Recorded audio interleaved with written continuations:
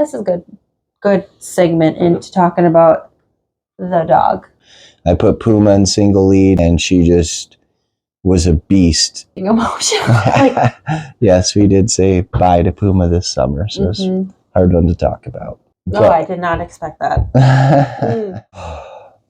It was a busy day out there. Hello, Iditarod Nation, and welcome to our kitchen. Very busy day out there. Very busy day. A lot to watch. Yeah, we woke up this morning and things were not as what we thought. But starting with Travis Beals, things did not play out like how we thought they would, as most things do on Iditarod. But yes, Travis arrived at Caltech first, went through Caltech, and then stopped short. 13 miles out of Caltech, we had a rest. We haven't heard officially, but we're assuming that the trail was wind drifted. For those of you who do not know what wind drifted means, it's when the wind is blowing hard enough to pick the snow up from the sides of the trail and blow it over top of the trail, leaving big humps of snow covering the trail. These snow drifts usually don't harden, so the dogs are running on a nice packed trail. They get to a snow drift. It's usually a little above their elbows or a little below their elbows, deep and soft. So they end up having to step higher and slow down for those sections, and then the sled hits those and has to drag through them as well. If this is true, then Travis made a good move pulling up and not breaking trail through that with a fully loaded sled. So a good strategic plan by him, not making the team deal with that. And then there were some other surprises. Caltech, the top teams in the Caltech. Dallas CV, Jesse Holmes, Matt Hall, Paige Strobe. I'm not sure if that's the correct order. P. Kaiser. They all pulled over in Caltech. Ryan Reddington. Yeah, every one of them pulled over. And Dallas took his 8th in the 11th. Yep. And so it was expected that he was going to go through Caltech. I think Dallas made a calculated decision based upon weather and wind. Those of us who've ran the Iditarod a lot know that a windy river makes for a windy departure of Caltech and sometimes blown in trail. So it was obviously the right calculation on his part by stopping, but not expected. Yeah. And throughout the night, we were sleeping, but throughout that time, Dallas caught Travis, passed him, took the lead. No. Jesse Holmes took the lead. Oh. Right? No, I thought it was Dallas. Did Dallas go first? Yeah, I think so. Okay. Dallas CV took the lead, and then Jesse Holmes took the lead, leaving Old Woman.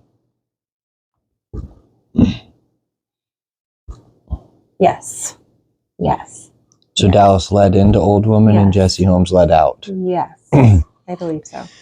So that was another surprise. That everybody stopped in Old Woman Cabin. Everybody. Yeah, that's what happened this morning. There was the Old Woman party, and each musher that was coming through, well, some we knew we're going to stop. But we suspected we're going to stop. But then the more each of them came and stopped, we could safely assume that there was something going on out there. And reports from the trail was it was negative 47 pretty consistently, almost negative 50. Cold. And sounded like the trail wasn't great. So a lot of teams must have put out some power and needed that rest. And there was some good rest taken at Old Woman Cabin. I'm sure that cabin was warm. Yep. It took a lot of teams somewhere close to 7 hours to travel from Caltech to Old Woman Cabin. We saw Travis stop twice. He stopped 13 miles out of Caltech for a significant amount of time, 5 hours? And then another probably close to 5 hours at Old Woman Cabin. It doesn't seem like he's given up, though. He's... Nope. Well, we'll get to where he is now in just a moment, but... sorry. Still at Old Woman Cabin, yes, they piled up in there. Jesse Holmes was second behind Dallas getting in there, as we said. Mm-hmm. Who was third? I don't know. We had to write anything down tonight, so we didn't write anything down tonight. We watched it all happen. We just didn't write anything down. I think that, well, actually, Travis must have been third instead. Probably, yes. Yeah, and then we had Paige, Ryan, Matt Hall, and then Pete Kaiser, I think. Mm-hmm. It's next into there. And then we were looking at Aaron Burmeister for a little bit because he camped short of Old Woman too. Yeah, and it looked like he actually passed Travis's camping spot and went to Tripod Cabin 25 miles through Caltag. Very popular move to make. But usually they go straight to Unalakleet. And he pulled over at Old Woman. He pulled over at Old Woman as well. So must be, again, the tough trail, or maybe Aaron's just making it to Nome this year. So, yeah. Which is just good. We've done it. Mm-hmm. We've all done it. Mm-hmm. Just make it to Nome. Okay, I don't think they can see you. Is that how you like it? I hope so. I don't think they can see her. So, as we said yesterday, Sophia and I both are getting a cold, daycare kids. That's how life goes. So I'm sipping on my bone broth over here, and we both have water tonight. So bear with us. Wisconsin, but we don't drink every day. No, not every day. Yeah, there's just a lot happening today. The trail caused some disruptions, and now we're just watching it all play out, and it remains to be seen. There's going to be a lot going on the next 2 days, but so Jesse Royer was the first one to make the move to go from Caltag 3/4 of the way to Unalakleet, which was blowing by the early stops of Travis and Aaron, and past the party at the Old Woman cabin to camp a few miles farther down the trail. Historically, that move puts you in a position to leave there and go straight to Shaktoolik. If Jesse Royer is capable of making that move. I've done this camp before, and it didn't pan out for me. Mm-hmm. But if she does make that move properly and has a dog team to do it, we'll see her go straight to Shaktoolik from where she is, and she'll be right in the mix. Mm-hmm. That'll catapult her. Yes. Quite a few positions. Yes, absolutely. I won't quite put her in the group that's fighting for the win, but it will put her. Oh, man, she could squeeze into the top 5 with this move. Yeah, absolutely. Yep. Dallas Seavey. Dallas Seavey is now on the driver's spot. He was able to take command. Well, Jesse Holmes came into Unalakleet first and had good speed and a happy-looking dog team, so we can't count him out yet. He's going to make a push. He said he was going to. And he said he was going to make a push. Which is interesting. He said on the Insider video that he's ready for the fight. Yes. And there's moves to make. Absolutely. So what do you think he's going to do? It's really hard to say. Jesse is the cat is on the phone stand. So you saw a little shake in there. What? She's underneath. Oh. Okay. She's off now. I was trying to find her. Anyways, Jesse Holmes has some moves that he can make. The thing about Jesse is he likes speed.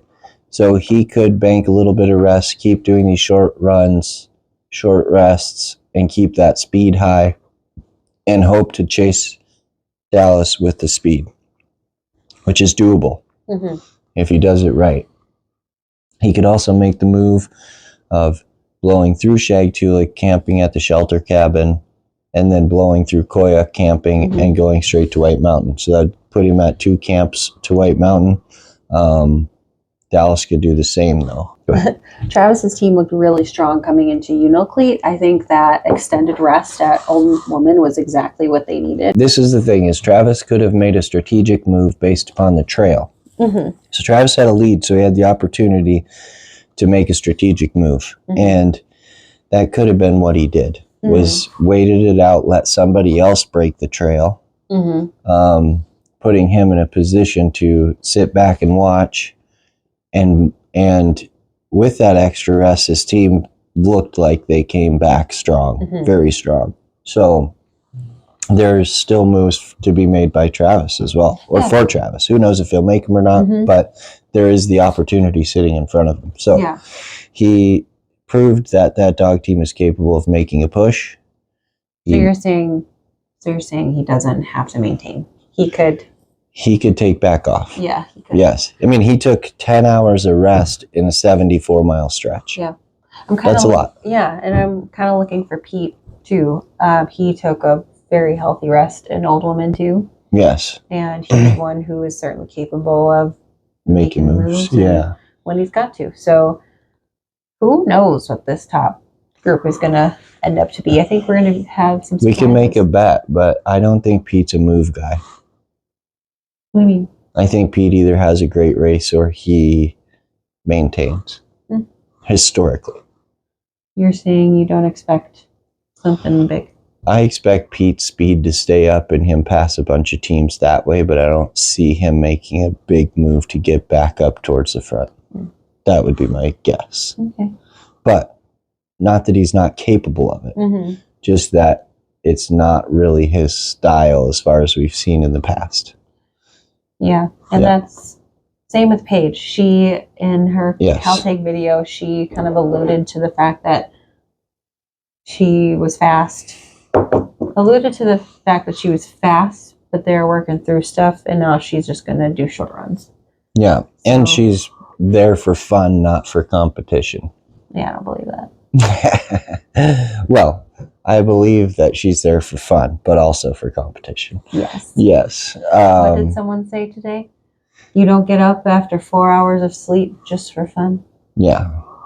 You don't come into Caltag in third place after short breaks because you're out there to have fun. You do that because you're out there to compete and you're having fun doing it. Yes.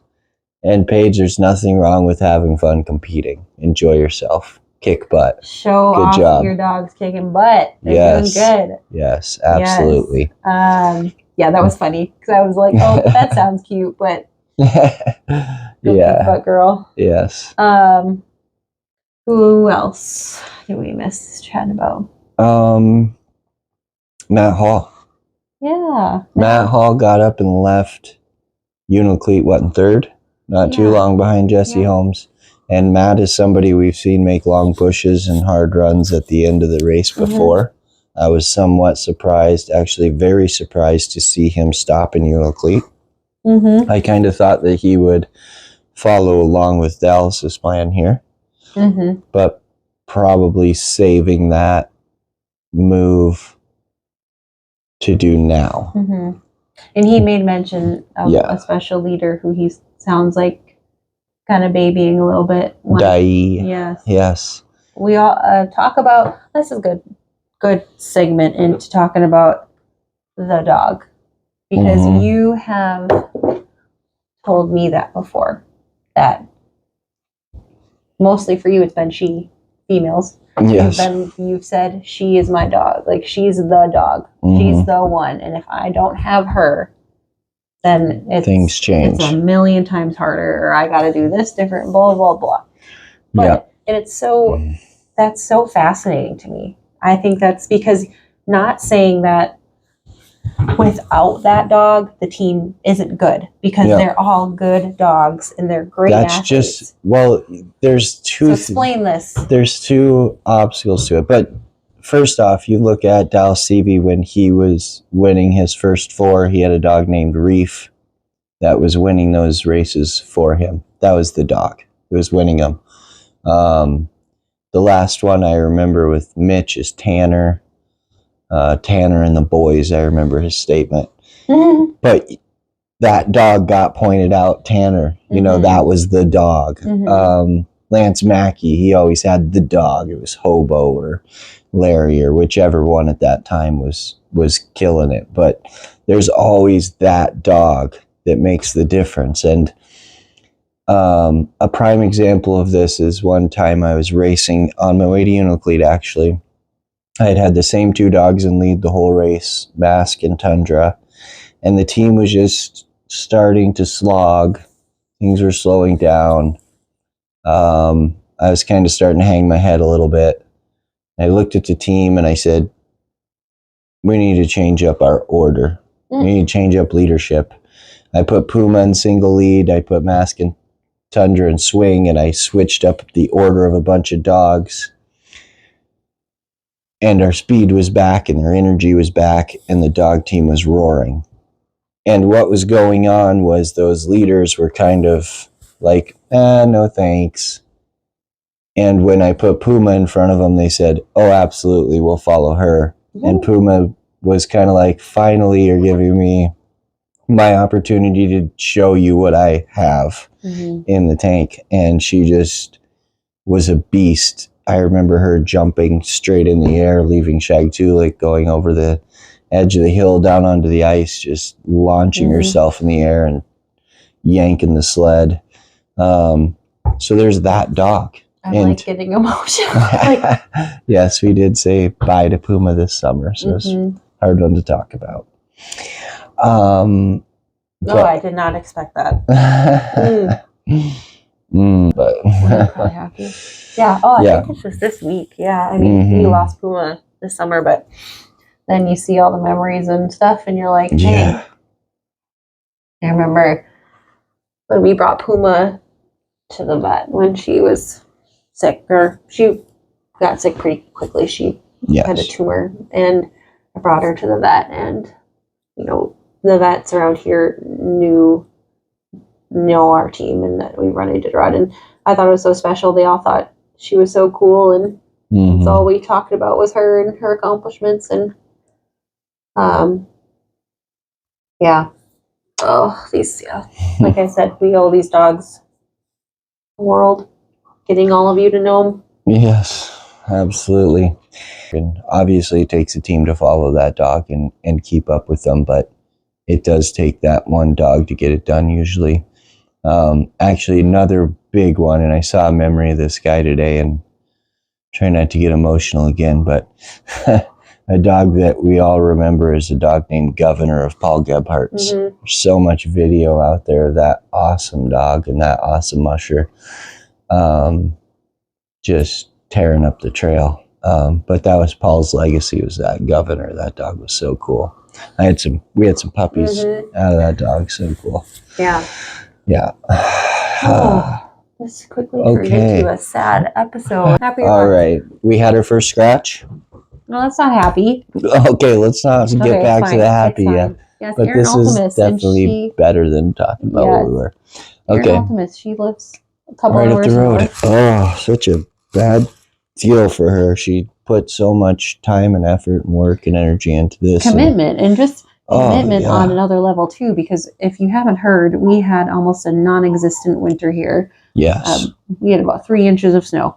And she had a good team too. Her husband and friend took the dogs to Alaska and trained for her. Yeah, they did the copper, or they did races they did something, and they were Iditarod.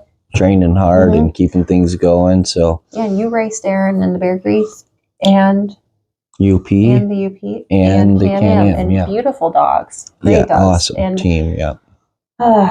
Great musher. So I don't like, it's difficult when someone who travels from the lower 48, because it is such an investment. A big commitment. Yeah. And not saying that it's not an investment and commitment when you are from Alaska, but when your community is in Alaska and your support, it's a totally different ball game than this 3,000 mile trek. Absolutely. So Erin, good job. Great job. I hope she tries it again someday, whenever that is, whenever she wants. Yes, do it again. Yep. She'll be back every year for the next 10 years, probably. Now she's hooked. She's got to see the coast. Sophie asked about running Iditarod, and I said no, because she'd want to do it at least 5 times before she quit. So, anyways, so first scratch on the trail.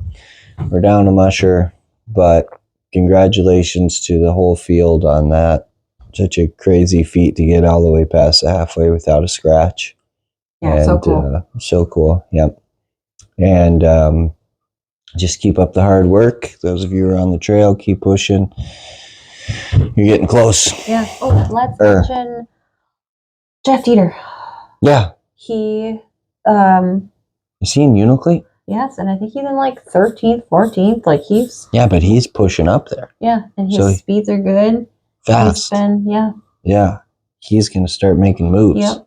Proud of him. He's very. Him and Katie Joe. Katie Joe is the one who she's at Uniclete right now on the Insider. Katie Joe's at and Uniclete. She's just that chipper, happy, cool lady you've been hearing on the Insider, doing a fantastic job. So her and Jeff live in Fairbanks. They have a tour operation there, and they've been working hard. So I'm happy to see this for them. Absolutely. Go Black Spruce. Yeah, and Katie had a great race last year with that team, and yeah, her and Jeff were the ones the year prior that got pulled up in the storm. Yep. And unfortunately had a scratch. I was making the joke earlier in the race that Jeff should have gave the team to Katie because she did a better job, but here he is. He's proven me wrong. Really good. They're both great mushers, obviously. Yeah. So, and then I can pick it, Jeff. We've been friends for a long time. So. And then following behind that, I think is Milliporcels. Yep. I feel like I'm missing someone. Jason Mackey's right there. Jason Mackey came in with single leader. Old Kaiser and single lead again. That's cool. Yeah. It sounds like Jason's going to take a good rest in Uniclete. I hope so. Never know. He's got the space to do it. Yes, there's a lot of space there. There's time. Yeah. And so, yeah, he's the one that I want to see take a good rest and make strong. But his team looked really good. They looked really good coming in. They just need a good sleep. Yeah, he did. He made a little bit of a push. He's made the biggest push of anybody in the last. Jace made the biggest push of the whole race so far. He went through Nulato. He went from 15 miles out of Caltag all the way down to Uniclete. Yeah. So go, Jason. Good job, buddy. He's learning how to push, and that's an important thing to learn in the Iditarod. You need to learn your limits as a musher. Yes. And you need to also learn limits with your dogs too. But that is where the responsibility lies. Is seeing where your dogs are capable of. Yep. But being almost hyper aware of where you're at all times. Oh yeah. Yeah.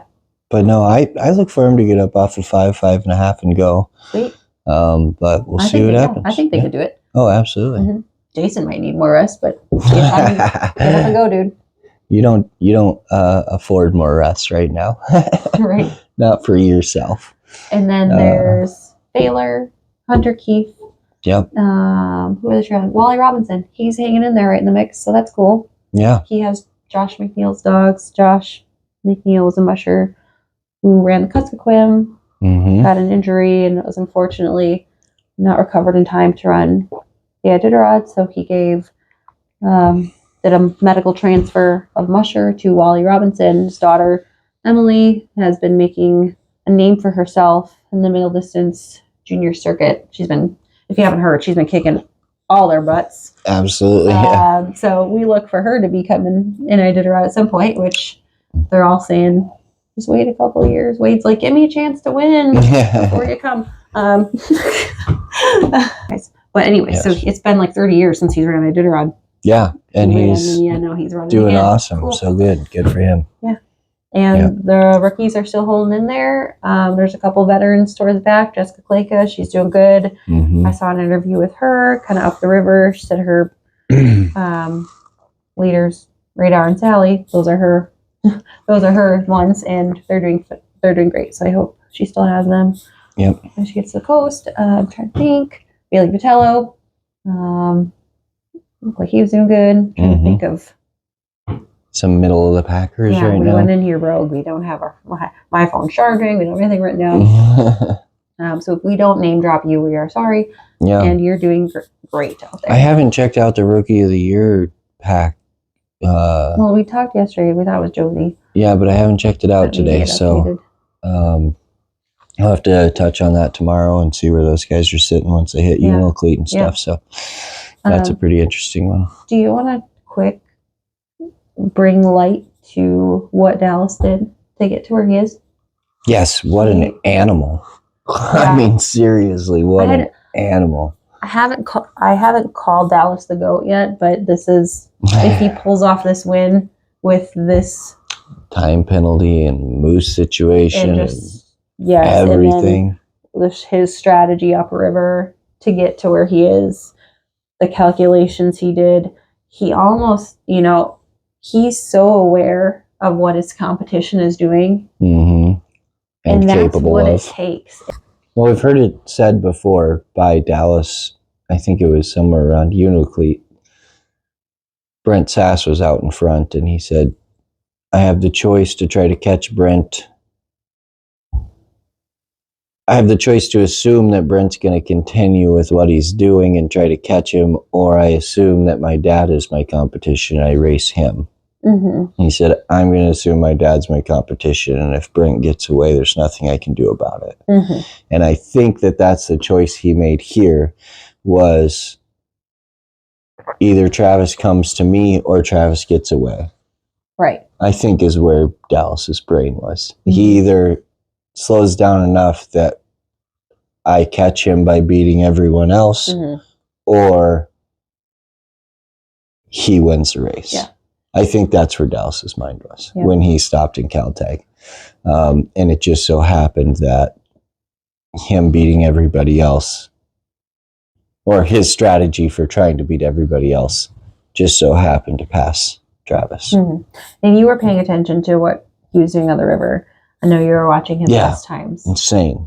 Yeah, tell us about that, because that's your thing. I don't believe. I mean, Dallas took his 8 on the river, of course. Maybe at Old Woman Cabin he gave him a 4 or something, but the entire river, he didn't give him a full 4 hours rest. Some of those places he was leaving after 2.5 hours of rest. I think Caltag, right? He left after 2:35 or something. Mm-hmm. That is insane. Mm-hmm. That is insane. How are we ever going to beat this guy? Mm-hmm. Well, he's obviously very in tune with his team. He knows what he can and can't do. Yeah. And he stopped hauling dogs early. Yeah, which was kind of cool to see. Yeah, he's been hauling dogs for years all the way to Caltag. And this year he put that to the side and drove his team like the rest of us. Yeah. And I liked how open he was about the dogs when he got to Caltag, when he said, well, there's about 6 here that I probably could leave. Mm-hmm. And he left 3, that's a big number for people to leave at one time. But that's why we start with so many. Again, I think I said it in one of the other videos, but just in case you missed one, that's why we start with such a big team, is so that we can drop dogs, so that we can return dogs, mm-hmm. As they need it, and not take any chances or risks. So, but obviously Dallas said he could leave 6. He opted to leave 3, and I don't know if he left any in Unalakleet. No. So he left with those 3 that he opted to keep. So I'm sure he's happy right now that he didn't decide to leave all 6. He said that when he got to the checkpoint. So he probably said, these 6 are on my radar. And then after some rest and some massages. So how many dogs that leave him with? 11? 12, I think he has. 11 or 12, yeah. Okay, so with 12, if he has 3 more that are on his radar, that puts him down to 9. That's still a very solid dog team. Yep. Especially with those monstrous powerhouses. Yep. We're not getting, the trail's going to run out at some point. Yep. So, Dallas made a move by jumping Unalakleet. Now he can pretty much sit out in front and say, what are they doing, and keep there. All right. Top 4 out of Unalakleet. So CV's moving 3 miles an hour. Jesse Holmes is 12 miles behind him, so Dallas has already went and camped. So Dallas went 10 miles out of Unalakleet, camped, and now he's 12 miles ahead of Jesse. So do we think he's going to blow through Shaktoolik? Absolutely. Go to the cabin before the ice? Maybe, or he goes all the way to Koyuk. We have one or 2 options there.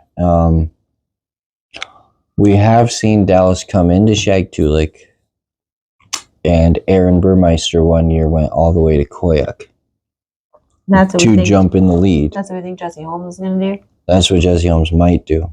But the year that Aaron did that, Dallas caught him back and passed him before Koyak. Dang. So that move can be awesome, and it can be the end of the race. Okay. Matt Hall's at 7:21, so he is only 5 miles behind Jesse Holmes, and Travis is only 2 miles behind Matt Hall. This is a close second, third, and fourth. In my opinion, it seems like Dallas will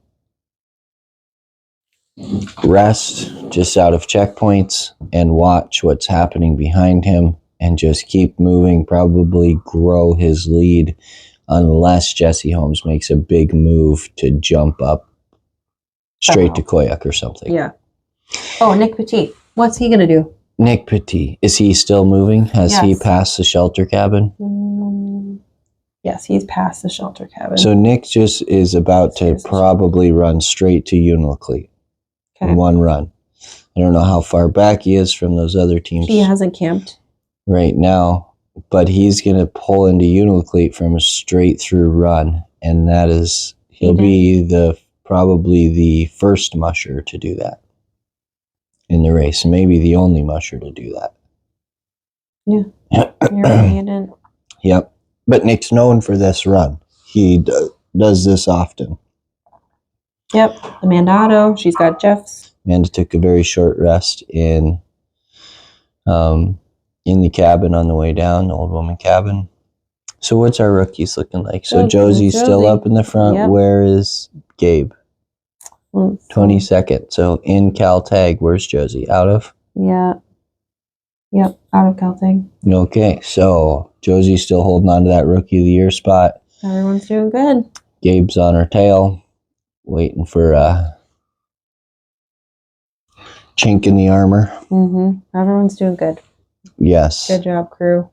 Absolutely. So right now, 2 episodes ago, we said it's Travis Beal's race to lose. Now it's Dallas Evie's race to lose. Welcome to Iditarod. What did I tell you? Told you it was going to get interesting. Things were going to shake up. And I will say this. The race is not over for Travis. There's still an opportunity for him to get back in front. Like I said, his move there could have been very strategic, and he might have an idea in his head right now. We've said it every single episode. We've said it's not over till it's over. We've all seen the storms that can come the last 100 miles of this race. Dallas made a huge push to get to where he is, so he's not invincible either. Nope. And there's his dog team. There's a long ways to go. He's in the driver's seat at the moment, though. Jesse Holmes had a little chink early. He's obviously got a great mentality for recovering dog teams. Last year he had a little chink and he came back from it, had a great finish. This year he had a little chink early, he came back from it, and here he is in the mix racing for the win.